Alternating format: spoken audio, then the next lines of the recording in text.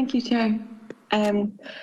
Minister, just in relation to what you said in your opening statement, that contrary to previous statements, professionals are not limited to a 90-minute slot.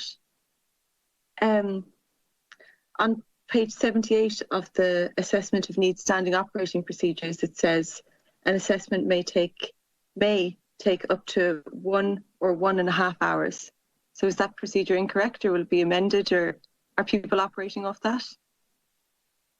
My understanding of that, Deputy Kearns, is that's indicative, okay, because that was one of my concerns. There was a lot of the feedback that 90 minutes, some clinicians would have said that's too short, that's too little. In actual fact, I would query that whole 90-minute process because we need to allow flexibility within the clinicians that are carrying out that assessment. When a person goes in the front door, if it takes longer than that to get the procedure or the assessment done, let it take longer.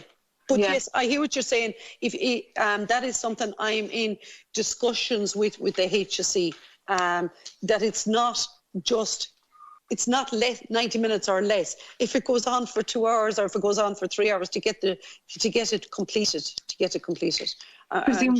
Presumably they'll change the standard operating procedures to align with the Minister's opening statement. I suppose the diagnosis and the child's needs will determine how long that assessment will take place.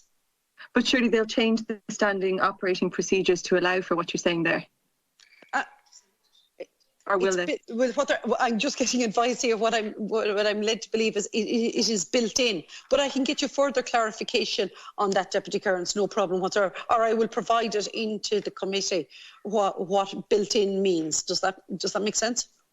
That'd be great. Just I suppose because I think everybody agrees with what you were saying. You can't really limit it to any amount of time. It's the amount of time necessary. But obviously, if people are going off of these guidelines, you would certainly believe that it can take an hour or an hour and a half max. That would be the kind of indication from the standing operation procedures. I will come back to your chair on that and I will ask her to relay that information to you. Thanks, Minister. Thanks very much. Senator